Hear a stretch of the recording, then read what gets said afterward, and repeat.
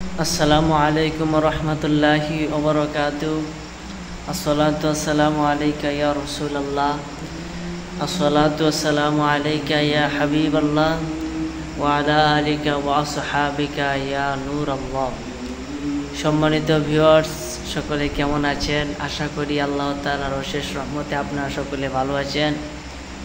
আলহামদুলিল্লাহ, আমি আল্লাহ পাকের অশেষ রহমতে ভালো আছি।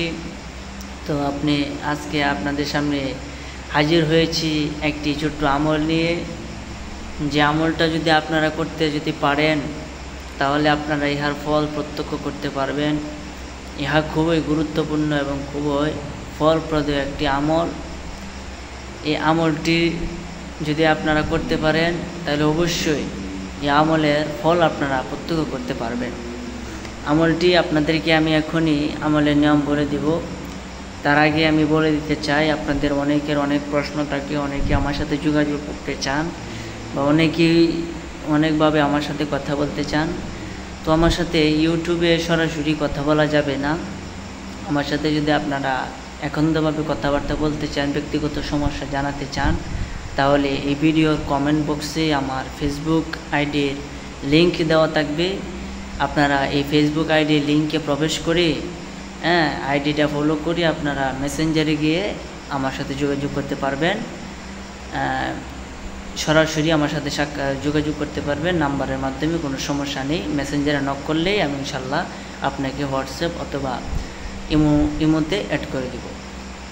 তো যারা একান্তভাবে আমার সাথে কথা বলতে চান, তারা অবশ্যই এটা করবেন। আর আজকে যে আমলটা দিব, আমলটা হলো, এই ফজিলত আমি আজকে বলবো না, তবে এর ফজিলত অত্যাধিক ফজিলত। এটা হলো ফজর এবং আসরের নামাজের পরে, ফজর এবং আসরের নামাজের পরে যে জায়গাতে নামাজ আদায় করবেন, ওই জায়গা থেকে সরবেন না, পা নাড়ানো যাবে না। মূল কথা, আমরা যে নামাজ পড়ি, আমাদের কিন্তু ডান পা নাড়ানো যায় না।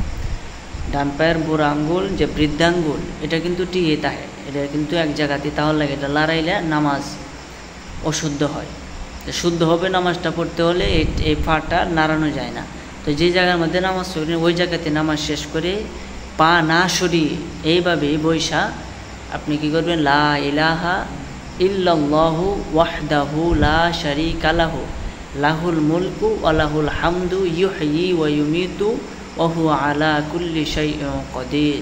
আমি আবারও বলতেছি, লা ইলাহা ইল্লাল্লাহু ওয়াহদাহু লা শারীকা লাহু লাহুল মুলকু ওয়া লাহুল হামদু ওয়া হুয়া আলা কুল্লি শাইইন কাদির। সরি, ভুল হয়েছে, লাহুল মুলকু ওয়া লাহুল হামদু ইউহয়ি ওয়া ইউমীতু ওয়া হুয়া আলা কুল্লি শাইইন কাদির। এই কথাটা আপনি পা না সরিয়ে মাগরিবের ফজরের পরে 10 বার এবং আসরের নামাজের পরে 10 বার পাঠ করবেন। এবং ইহার ফল অত্যন্ত ভালো এবং আপনার আশা ভরসা আপনার পূরণ হয়ে যাবে। এটা আপনারা করেন, গুনাহগুলি মাফ হবে। যদি করতে পারেন, অবশ্যই অনেক দিক দিয়ে উপকার আছে। এই আমলটা আজকে করেন ইনশাল্লাহ। আজকের মতো এই পর্যন্তই, আর ভিডিও লম্বা করব না। আমার জন্য দোয়া করবেন। আসসালামু আলাইকুম রহমতুল্লাহি ওয়া বারাকাতুহু।